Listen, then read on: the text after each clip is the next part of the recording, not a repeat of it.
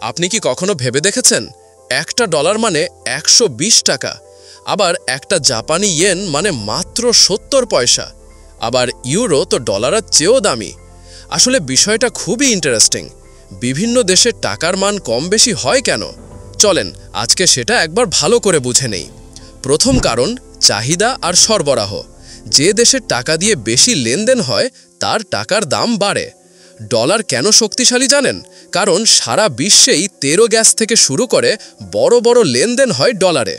দ্বিতীয় কারণ দেশের অর্থনৈতিক শক্তি।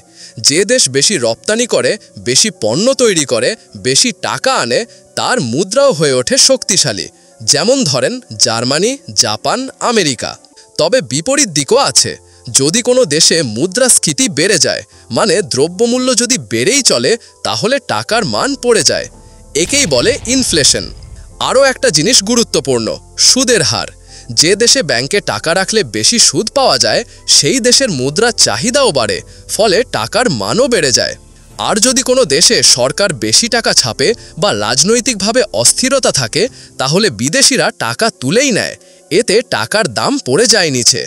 তাই দেখেন, $1 সমান 120 টাকা, $1 সমান 110 ইয়েন, কিন্তু $1 সমান 1.08 ইউরো। সবই নির্ভর করে দেশের অর্থনীতি, নীতি এবং বাজারের চাহিদার ওপর। তাই টাকার মান কম বেশি মানেই ভালো বা খারাপ না, বুঝে নিতে হবে এর পেছনের কারণ। আপনার যদি এই ভিডিও ভালো লেগে থাকে তাহলে একটা লাইক দিয়েন, আর কমেন্টে লিখে দিয়েন কোন দেশের টাকার মান আপনার কাছে সবচেয়ে ইন্টারেস্টিং মনে হয়। আর হ্যাঁ, চ্যানেলটা সাবস্ক্রাইব করতে ভুলবেন না। ধন্যবাদ।